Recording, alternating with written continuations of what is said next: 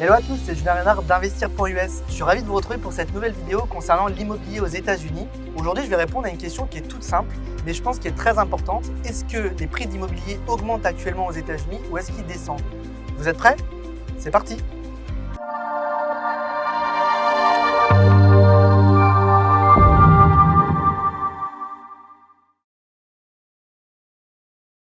Alors, ce que je vous propose, c'est de faire un état des lieux de la situation déjà avant le Covid. Évidemment, ce qui se passe en ce moment change beaucoup de choses.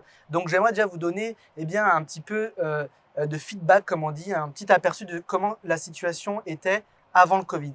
Avant le Covid, en fait, le marché était en pleine expansion. Après la crise subprime, les marchés ont beaucoup repris. Je parle vraiment nationalement. Il y a bien sûr certaines poches qui n'augmentaient pas en valeur, mais globalement, tous les marchés augmentaient. Il faut savoir également que c'est la première fois aux États-Unis que les acheteurs sont en grande majorité des primo-accédants, notamment la classe des millennials, vous savez, ces jeunes actifs qui rentrent sur le marché de l'emploi. Donc, ce sont vraiment aujourd'hui les principaux acheteurs immobiliers. À l'époque, ils se focusaient vraiment sur les biens les plus abordables. Les biens les plus élevés dans le luxe étaient plus délaissés. C'était un marché vraiment d'acheteurs où les acheteurs n'hésitaient pas à ne pas aller au bout des affaires si le deal, l'opportunité ne leur paraissait pas aussi importante que ce qu'il semblait. Il faut également noter qu'avant le Covid, les taux étaient très élevés. Les taux d'intérêt étaient en général au-delà de 4%. Donc vous voyez que c'était quelque chose d'important. On parle de 4% sur 30 ans pour les taux dans l'immobilier résidentiel. Donc voilà, une situation où le marché prenait de la valeur, mais où c'était plutôt slow. Il y avait beaucoup de biens disponibles quand même à la vente, des transactions qui se faisaient beaucoup quand même, mais globalement avec un marché qui montait naturellement.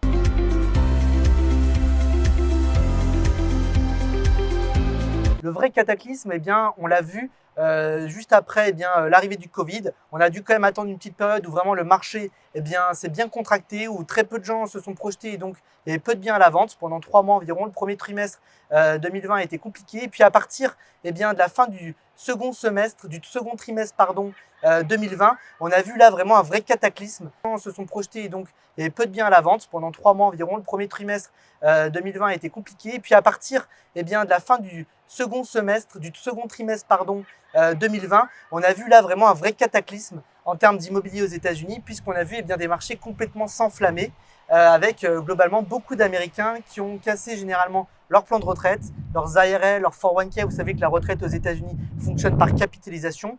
Beaucoup d'Américains ont eu peur que les marchés boursiers dévissent, puisque leurs retraites sont souvent corrélées à la bourse, et donc ont choisi de réinvestir leur argent dans l'immobilier pour le sécuriser au maximum. Et donc, en fonction des objectifs, ils ont investi un petit peu de partout.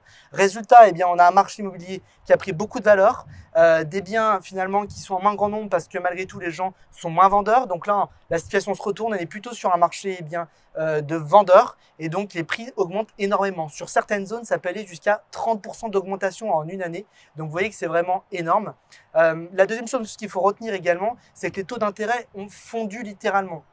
Je vous donne mon exemple personnel. J'avais un taux d'intérêt sur 30 ans sur une de mes résidences qui était à 4,5%, que j'ai pu faire refinancer en 2020 où j'ai un taux d'intérêt à 2,6%. Donc vous voyez, ça vous donne à peu près l'image de ce qui s'est passé en très peu de temps, en quelques mois. Les taux ont vraiment fondu. Encore aujourd'hui, je vous parle à l'heure actuelle, on est au premier trimestre 2021, donc les taux sont très faibles, ce qui contribue bien sûr énormément à favoriser l'acquisition immobilière. L'autre point à noter également, c'est qu'il y a eu beaucoup d'aides qui ont été envoyées par les gouvernements successifs Trump et maintenant Biden pour soutenir la consommation et ça a également soutenu tout simplement l'acquisition immobilière. Alors des aides comme le stimulus check où tout simplement on a fait un chèque à la plupart des foyers aux États-Unis, mais également des aides qui vont arriver courant 2021, notamment pour favoriser les primo-accédants à acquérir un bien immobilier et devenir propriétaire avec des taxes crédits, donc des aides incitatives avec des exonérations de taxes. Donc vous voyez que les marchés sont pas prêts à mon sens de diminuer, notamment grâce à tous ces différents aspects que je viens d'énoncer. Résultat, en 2020, le marché a pris 10% aux États-Unis. Encore une fois, c'est très différent d'une zone à une autre. Par exemple, à New York City, on avait un marché qui s'est contracté sur certaines zones courant 2020, qui commence à retrouver des couleurs aujourd'hui. À Miami, pour prendre le parallèle, le marché a littéralement explosé. Vous avez aujourd'hui des biens qui ont pris jusqu'à 30% de valeur en un an. le marché en moyenne à Miami a pris 23% en un an. Donc on est vraiment en train de vivre un cataclysme sur certaines zones parce que, eh bien, il y a l'avènement du télétravail, parce qu'également les gens ont été confinés et recherchent aujourd'hui de la maison individuelle principalement. Les zones périurbaines deviennent très intéressantes aussi, eh bien, pour les investisseurs et pour, eh bien, les gens qui souhaitent s'implanter sur des zones où ils auront plus d'espace également pour, eh bien, élever leurs enfants et développer une famille. Merci beaucoup de m'avoir regardé cette vidéo. Si elle vous a plu, n'hésitez pas à vous abonner. N'hésitez pas également à partager à vos amis. Et puis, si vous avez un projet d'investissement immobilier aux États-Unis, une seule adresse, contact@investir.us ou directement dans le lien en description. À bientôt, bye bye.